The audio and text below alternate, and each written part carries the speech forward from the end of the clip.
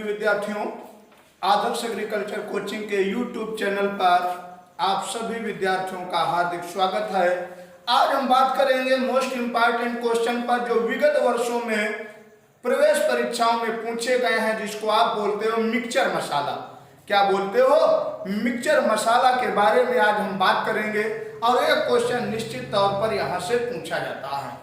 जैसे हमने कहा, पहला क्वेश्चन हमारा है कि धानों की डलिया किसे कहते हैं? छत्तीसगढ़ को कहते हैं। धानों की डलिया भैया किसे कहते हैं? तो क्या बताओगे? छत्तीसगढ़ को कहते हैं। चीनी का कटोरा किसे कहते हैं? इंग्लिश में बाउल ऑफ शुगर। क्यूबा को कहते हैं। किसको कहते हैं? क्यूबा को कहते हैं।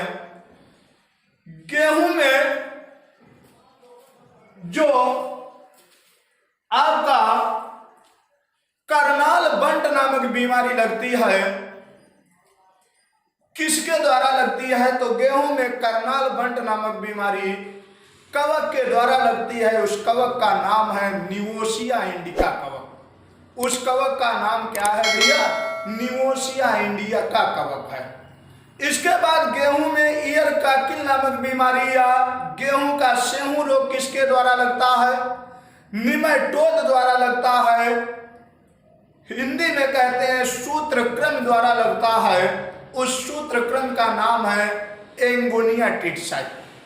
कि गेहूं में ईयर काकिल डिजीज या गेहूं का सेहू रोग निमेटोड द्वारा लगता है। उस निमेटोड का नाम है एंगोनिया टिटसाई। क्या है? एंगोनिया टिटसाई। उसके बाद पूछता है कि फादर ऑफ अमेरिकन निमेटोलॉजी क्या कहलाता है? अंडरलाइन कर लेना, यानी काब को कहते हैं। फादर ऑफ अमेरिकन निमेटोलॉजी कौन है? यानी काब है। बहुत ज्यादा पूछा जाता है कि फादर ऑफ अमेरिकन निमेटोलॉजी किसे कहते हैं? यानी काब को कहते हैं। अगला देखो, पूछता है आपसे कि आत्मा का पूरा नाम क्या है? तो बताओगे एग्रीकल्चर टेक्नोलॉजी मैनेजमेंट एजेंसी। आत्मा का पूरा नाम भैया क्या है? Agriculture technology management agency. Agriculture technology management agency. Option चारों आपको एक ही तरीके से लगेंगे। कहेगा agriculture technology management association, agriculture technology management academy, agriculture technology management agency. तो क्या बताओगे? Agriculture technology management agency. अब पूछता है आपसे कि भारत में हरित क्रांति का जनक किसे कहते हैं? तो आप तुरंत बताओगे एम.एस. स्वामीनाथन। भारत में हरित क्रांति का जनक किसे कहते हैं? एम.एस. स्वामीनाथन। विश्व में हरित क्रांति का जनक किसे कहते हैं? नॉर्मन ई बोरलॉग यानी बोरलॉग। अब ना तो भारत जोड़े ना तो विश्व जोड़े, डायरेक्ट आपसे कहे कि हरित क्रांति का जनक किसे कहते हैं, तो तुरंत बताओगे आप यानी बोरलॉग। यदि भारत जोड़ दे एम.एस. स्वामीनाथन, यदि विश्व जोड़ दे नॉर्मन ई बोरलॉग। ये डायरेक्ट आपसे कहे कि भारत में हरित क्रांति का जनक एम.एस. स्वामीनाथन। यदि कुछ भी ना कहे, डायरेक्ट कहे कि ग्रीन रेवोल्यूशन या फादर ऑफ ग्रीन रेवोल्यूशन, तो नॉर्मन ई बोरलॉग। अब यहीं पर आप कंफ्यूजन कर देते हो कि हरित क्रांति शब्द पूछता है किस वैज्ञानिक ने दिया। इंग्लिश में कहते हैं green revolution term coined bye, तो बताओगे विलियम गार्ड ने। कि हरित क्रांति शब्द किस वैज्ञानिक ने दिया? तो भैया बताओगे विलियम गार्ड नामक वैज्ञानिक ने। हरित क्रांति संबंधित है, अंडरलाइन कर लेना, बहुत ज्यादा पूछा जाता है। हरित क्रांति संबंधित है गेहूं प्लस चावल उत्पादन से। इसी को आप कहते हो खाद्यान्न उत्पादन से। हरित क्रांति संबंधित है गेहूं प्लस चावल उत्पादन से। और सबसे ज्यादा जो हरित क्रांति से हमको फायदा हुआ था किस फसल को, तो बताओगे गेहूं को। किसको हुआ था? गेहूं को हुआ था। क्या हुआ था? 1963 ईस्वी में बौने जीन की प्रजातियां लरमा रोजो, सुनारा 63, सुनारा 64 मैक्सिको अमेरिका से भारत लाई गई थी बौने जीन की प्रजातियां। उसके बाद भारत में हरित क्रांति का शुभ आरंभ किस सन में हुआ? भारत में हरित क्रांति का शुभ आरंभ, अंडरलाइन कर लेना, शुभ आरंभ 1966 से 1967 में हुआ। भारत में हरित क्रांति का शुभ आरंभ 1966 से 1967 में हुआ। फर्स्ट एंटीबायोटिक कौन है? पेनिसिलिन है। बहुत ज्यादा पूछा जाता है कि फर्स्ट एंटीबायोटिक कौन है, तो तुरंत बताओगे पेनिसिलिन है। और जिसको खोजा किस वैज्ञानिक ने था? अलेक्जेंडर फ्लेमिंग ने, कि फर्स्ट एंटीबायोटिक हमारा पेनिसिलिन है। और पेनिसिलिन को खोजा था अलेक्जेंडर फ्लेमिंग ने 1929 में। अलेक्जेंडर फ्लेमिंग ने किस सन में? 1929 में। पूछता है कि भोपाल गैस त्रासदी में किस गैस के रिसाव से लोगों की मृत्यु हुई थी? कि भोपाल गैस त्रासदी या भोपाल गैस दुर्घटना में किस गैस के रिसाव से लोगों की मृत्यु हुई थी? तो तुरंत बताओगे भैया मिक गैस। क्या बताओगे? MIC gas. और मिक गैस का पूरा नाम था मेथाइल आइसोसाइनेट। पूरा नाम क्या था? मेथाइल आइसोसाइनेट था। क्या नाम था? मेथाइल आइसोसाइनेट, जिसका रासायनिक नाम था कार्बाइरल। क्या नाम था? रासायनिक नाम कार्बाइरल था। बहुत ज्यादा पूछता है कि भोपाल गैस त्रासदी में किस गैस के रिसाव से लोगों की मृत्यु हुई थी? तो बताओगे मिक गैस। उसके बाद पूछता है कि गाय का जंतु वैज्ञानिक नाम क्या है, या भारतीय गाय का जंतु वैज्ञानिक नाम क्या है? तो बास इंडिकस है। क्या है? बास इंडिकस है। विदेशी गाय या अमेरिकन गाय का जंतु वैज्ञानिक नाम क्या है? तो तुरंत आप बताओगे बास टोरियस है। क्या बताओगे? बास टोरियस है। कबूतर का जंतु वैज्ञानिक नाम क्या है? कोलंबा लीबिया है। कबूतर का जंतु वैज्ञानिक नाम क्या है भैया? कोलंबा लीबिया है। उसके बाद पूछता है कि खरगोश की गर्दन में कशेरुकियों की संख्या कितनी होती है? तो तुरंत बताओगे 7 होती है। कितनी होती है? 7 होती है। उसके बाद पूछता है आपसे सामाजिक कीट है, तो बताओगे दीमक और मधुमक्खी। सामाजिक कीट है ओडेंटोटेर्मिसोरिज और एपिस इंडिका। सामाजिक कीट हमारा कौन कौन है? मधुमक्खी और दीमक है। मधुमक्खी और दीमक है। इसके अलावा आपसे पूछता है फिलोडी बीमारी किसमें लगती है? तिल में लगती है। फाइलोडी बीमारी किसमें लगती है? तिल में लगती है। किसके द्वारा लगती है? माइकोप्लाज्मा द्वारा लगती है। किसके द्वारा लगती है? माइकोप्लाज्मा द्वारा लगती है। उसके बाद पूछता है कि आपका मार्स डिजीज किसमें लगता है? Mars MARSH। तो आप बताओगे मटर में लगती है मार्स डिजीज। आप पी किसकी कमी द्वारा लगती है? मैंगनीज की कमी द्वारा लगती है। किसकी कमी द्वारा लगती है? तो क्या बताओगे? मैंगनीज की कमी द्वारा लगती है। इसके अलावा आपसे क्वेश्चन बहुत ज्यादा पूछा जाता है कि बरगेंडी मिक्सचर किसका किसका मिश्रण है?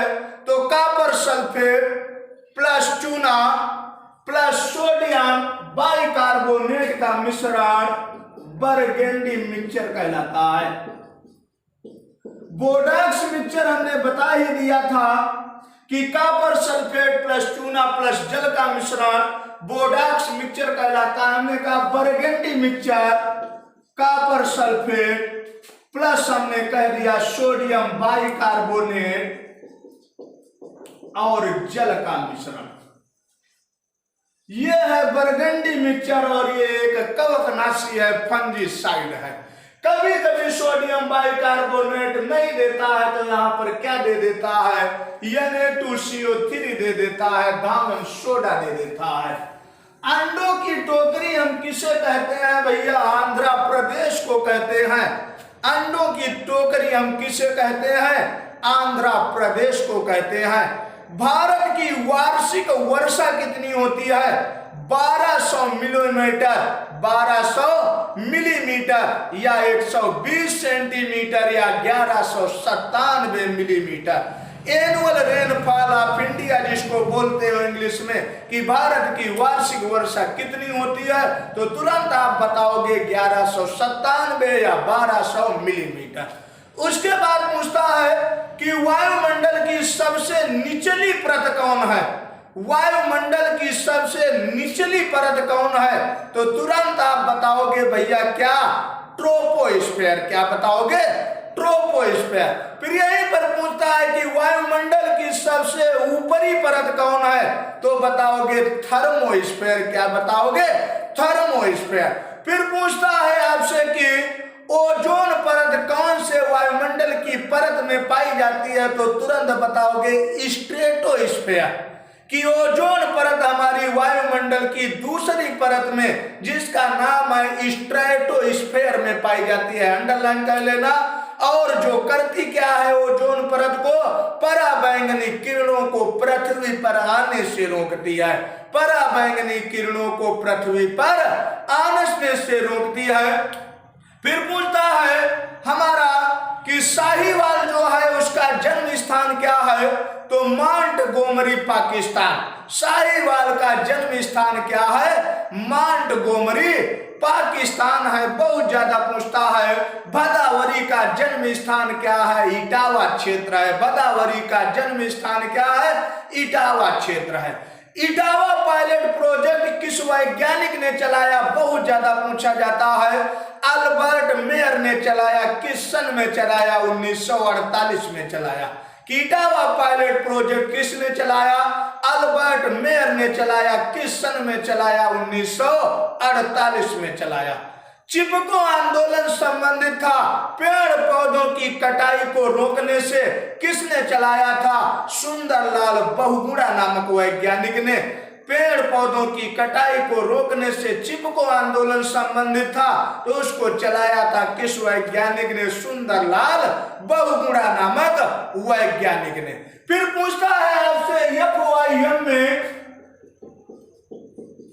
फार्म यार्ड मैन्योर में NPK कितना होता है? जो 0.5 नाइट्रोजन, 0.25 फास्फोरस और 0.5 पोटाश।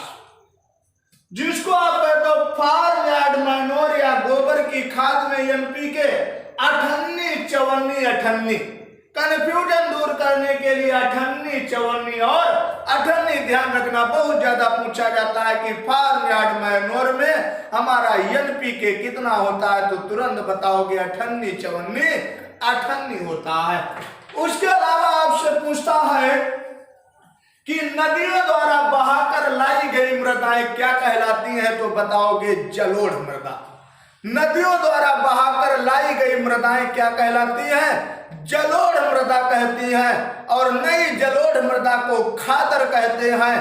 पुरानी जलोढ़ मृदा को बांगर कहते हैं। कंफ्यूजन दूर करने के लिए बापू याद रखो, पू से पुरानी और बा से क्या कह दो? बांगर। अब नई आपको तुरंत याद रहेगी कि नई जलोढ़ मृदा को खादर कहते हैं और पुरानी जलोढ़ मृदा को क्या कहते हैं? बांगर कहते हैं।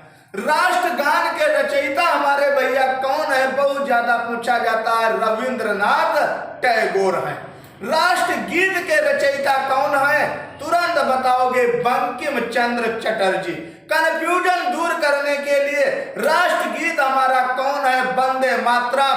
बा से वंदे मातरम, बा से बकरी कैपरा हिलकर और बाग से बंकिम चंद्र चटर्जी। तुरंत याद रखोगे आप रविन्द्रनाथ टैगोर राष्ट्रगान और वंदे मातरम बंकिम चंद्र चटर्जी को याद रखना।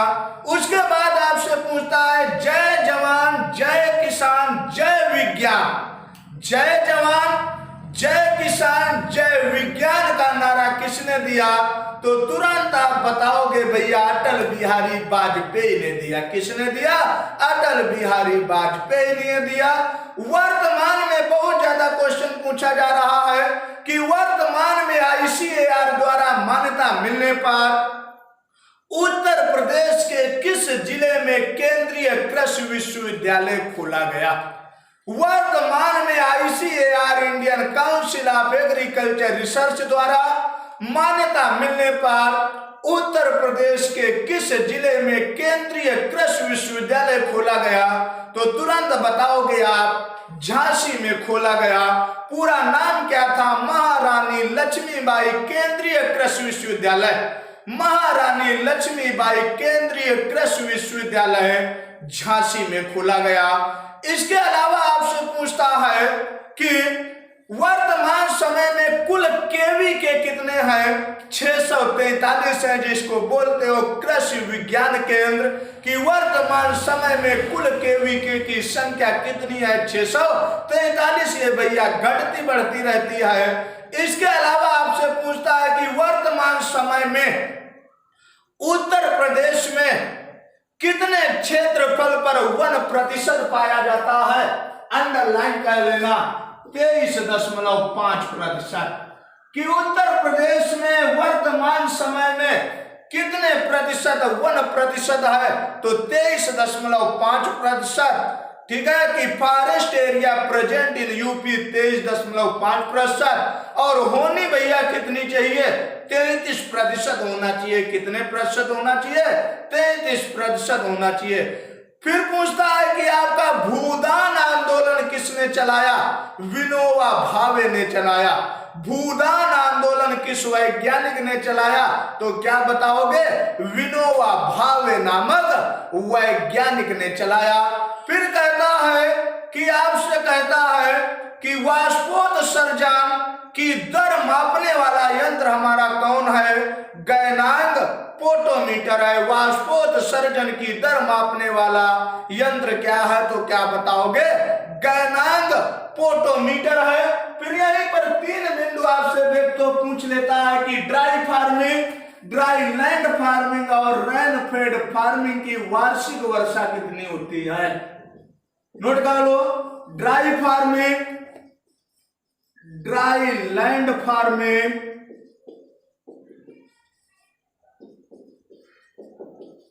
रेन फेड फार्मिंग,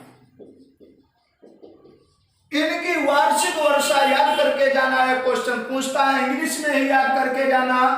750 mm, 750 से लेकर 1150 या 1140 mm, मोर देन 1150 mm।